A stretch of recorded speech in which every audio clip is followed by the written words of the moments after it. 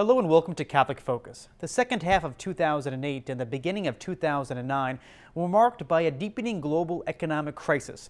The subprime mortgage implosion in the U.S. housing market led to a credit crunch, and the ripple effects of this economic tsunami have left millions without jobs and taken huge chunks out of personal savings, retirement portfolios, and endowments. Simply stated, everybody is now feeling the pinch from the global recession, including the Catholic Church. We may find ourselves asking the question, how should we respond as a faith community? 50 years from now, what will people say about the Church in Canada and how they handled this crisis?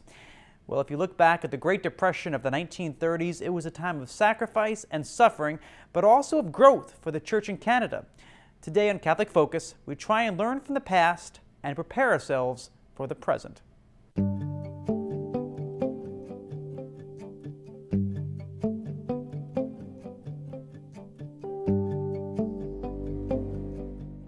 Before there was the economic meltdown of 2008, there was a stock market crash of 1929, which led to the worst financial crisis of the 20th century, the Great Depression.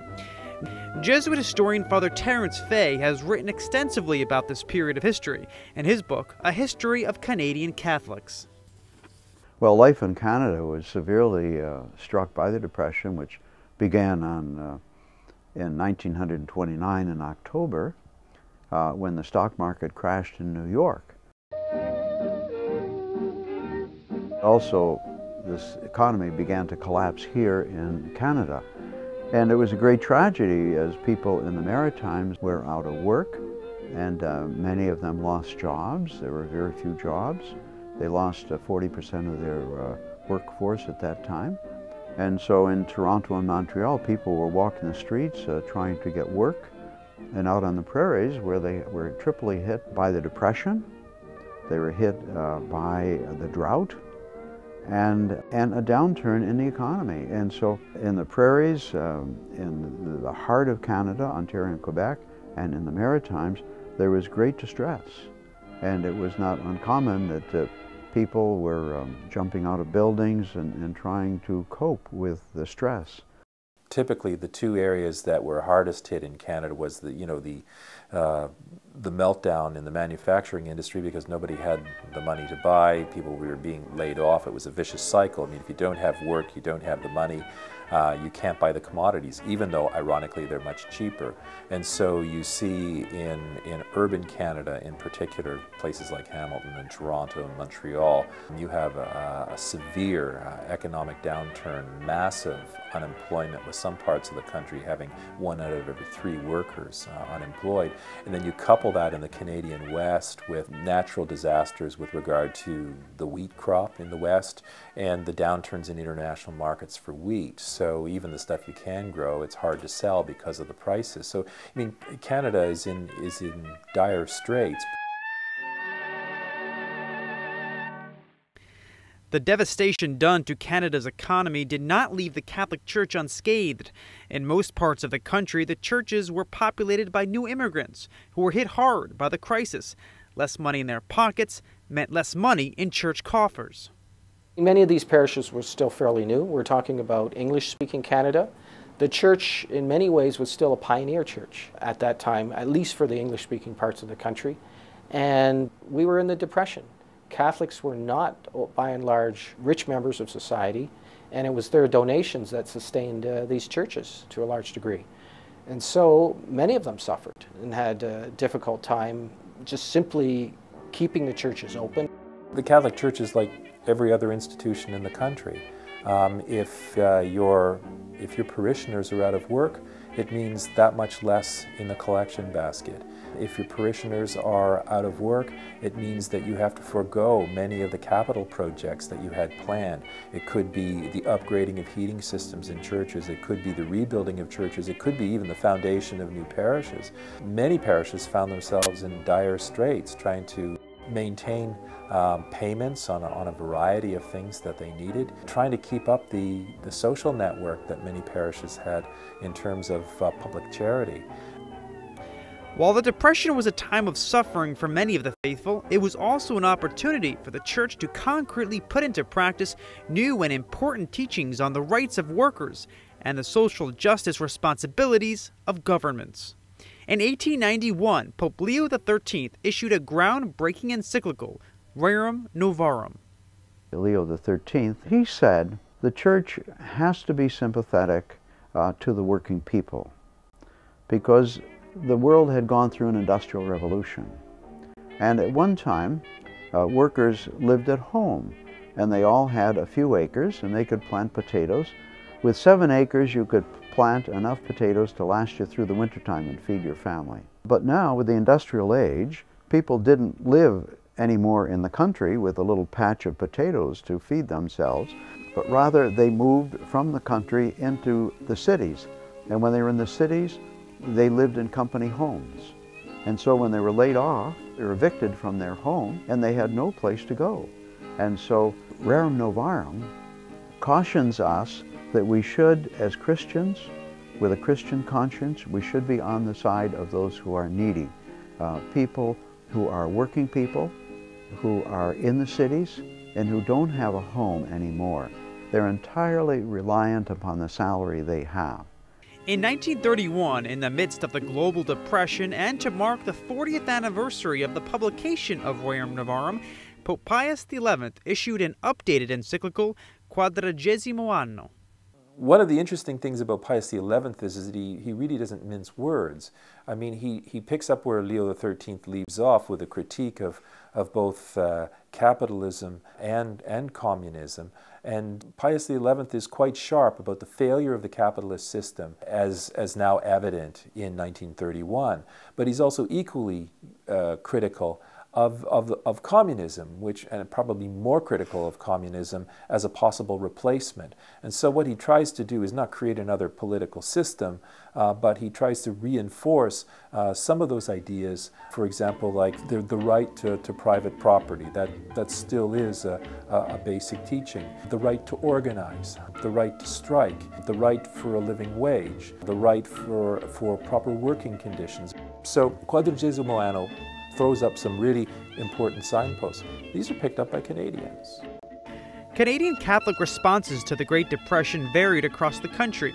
In Atlantic Canada, the Antigonish movement, which was started in the 1920s under the leadership of Father Jimmy Tompkins and his cousin, Moses Cody, became one of the most important innovations of this period. In Rerum Novarum, Pope Leo XIII had talked about the importance of Christian associations for working men. The Antigonish movement was inspired by that vision. From their base of operations as an extension at St. Francis Xavier University, the movement was guided by Reverend Dr. Moses Cody's core principles, which included the primacy of the individual, social reform through education, and education through group action. Here Moses Cody speaks in his own words. Our formula for social progress is the complete mobilization of the adults of this country, the workers, the farmers, fishermen, and all, to get the knowledge and the social techniques that will give them the good and abundant life. That's the story. That's what the anti-condition movement is. Moses Cody's strong resolve to battle for the working classes was echoed in Ontario through the fascinating figure of Catherine de Huick Doherty. Catherine de Huick Doherty came. She was a Russian noblewoman who was married at the age of 15 years of age. And then she and her husband were, of course, involved in World War I. And they escaped when the Bolshevik Revolution came in 1917, and so they fled into Canada. And so when Catherine came here, she worked, cleaned houses and so forth. Her husband was injured from the war. So she was very industrious, worked at all sorts of jobs to get going. And then she got a job with Eaton's selling goods. And when she was at Eaton's as a salesperson, she met a woman who was buying some fashionable goods, and the woman heard her story and said, look, that's a great story. You should be in touch with Chautauqua, Canada, because you'd be a good speaker for them.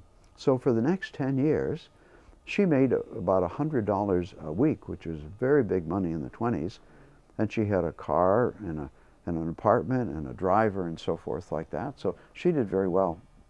And then when the Depression hit in 1929, she began to question her values. Because when she was incarcerated in Russia, being starved to death, she said, God, if ever I leave I will look after the poor and the needy. And so when the Depression hit in Canada, she felt called to give up her lecturing for Chautauqua and to open a friendship house in downtown Toronto. And this she did. She gave away her worldly goods, and she then went to open a house on Portland Avenue, and they lived there very poorly. They fed the poor, they gave drink to the thirsty, they clothed the naked, and they gave a place to sleep to those who had no place to sleep. The Friendship House also sponsored social forums where Catholic social teaching was made accessible for lay Catholics. Another key figure in the effort to educate Catholics in Canada was the legendary editor of the Catholic Register, Henry Somerville. Joe Sinisak, who himself served as editor of the Catholic Register for more than a decade, has written Somerville's definitive biography. Henry Somerville became one of the more influential advocates of the working man and of the rights of workers in Canada during the 30s, the 40s, and even into the 50s. He was quite a vociferous critic of the capitalist system. He named names of capitalists in Canada, of the heads of the large corporations. He was constantly criticizing the government of the day for its weak response to the Depression and its insensitivity to the plight of working people. And he was not totally condemnatory of capitalism in general, because he was following the teachings of the church in that.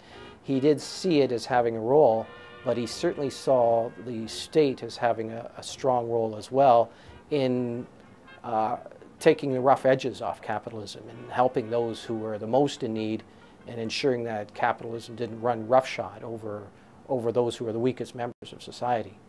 Having grown up the son of a poor working man in Leeds, England, Somerville's thoughts were heavily influenced by the two social encyclicals Rerum Novarum and Quadragesimo Anno. With his labor opinion articles and editorials, he played a key role in awakening a Canadian social justice consciousness. In many ways, Catholics at that time saw the church not as a source of new ideas, certainly not as a source of ideas on economic justice or politics. They saw it as a source and a place for worship and spiritual nourishment.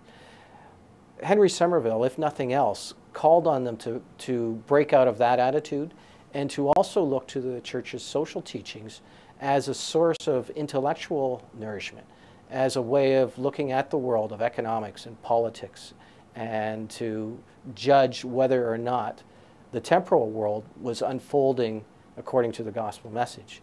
And he asked them to apply, in effect, gospel principles to their economic lives, their lives as members of the civic community.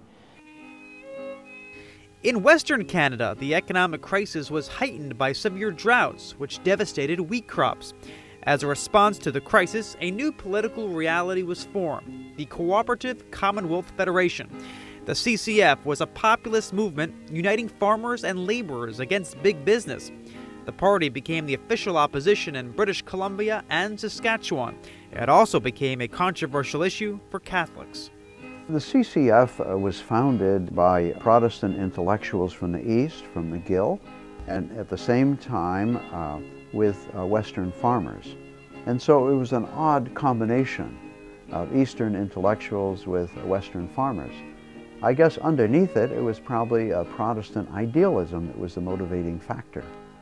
And of course, the Quebecois couldn't relate to it at all, because it was too Protestant looking and too Anglo-Saxon looking for them. So they just ignored it entirely. But for the West, it was really important, because a lot of the farmers are putting up with the drought there, putting up with the recession. The Depression had a hard time surviving.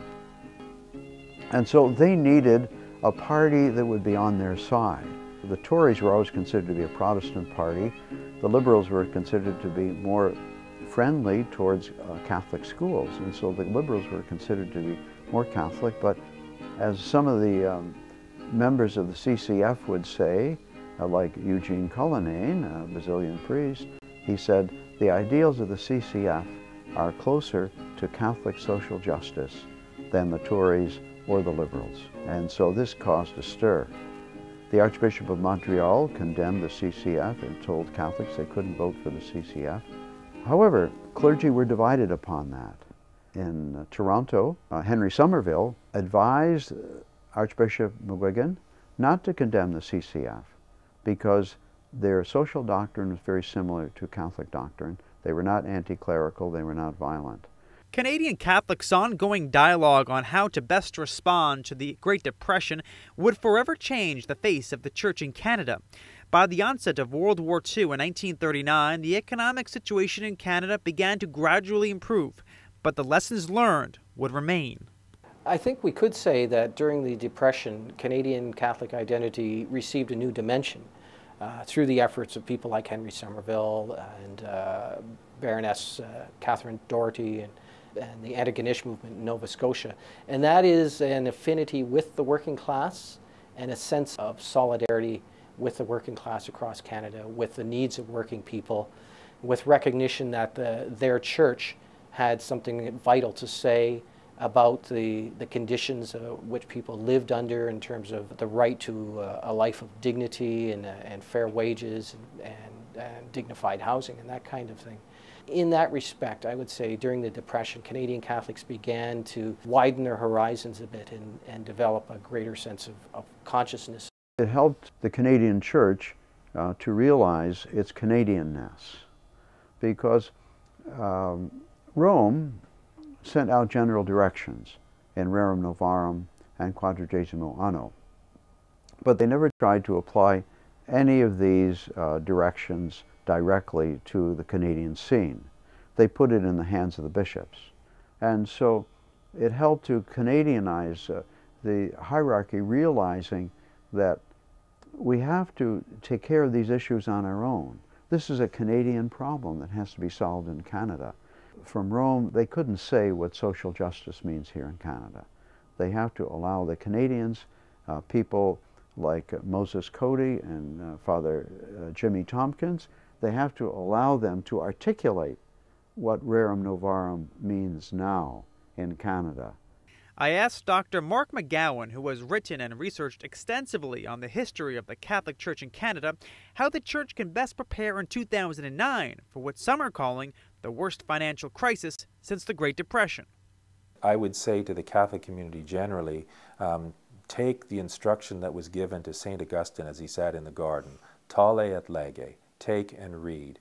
I think now's the time to rediscover the richness of what one commentator called our best kept secret, and that is Catholic social teaching, which is not an add-on to who we are as the people of God. It's a constituent part of our teaching. The keys to it are, first and foremost, that as created persons in the image and likeness of God, we have dignity, and with that dignity comes rights. Father Terence Fay looks back at the Canadian Catholic experience during the Great Depression and sees an important moral lesson relevant for Canadians today. When people are young and healthy, they don't need God, and when they're doing well financially, they don't feel they need God. But it's when they lose their wealth, it's when they lose their youth, then people have to confront their deteriorating body, their deteriorating social relationships. Then they have to be able to find God in their life. Suffering, despite the fact that we don't seek it, but sometimes it can help us a good deal to cope with reality. And so certainly the 30s brought a lot of hard experience for a lot of people. And now in our present economy, with the economy being on the downturn and money being not as available as it would have been just a short while ago, it's hard for many families when they're going on half a shift or they're going on no work at all. It's very hard to know how to pay the mortgage and how to buy the food. And so at one time it was very prosperous, and many people feel, oh, we don't need God. But when you have to deal with suffering in your life, or you have to deal with your inner life, or you have to deal with your ultimate goal, what ultimately do I live for? What are my ultimate goals in life? Then I need God.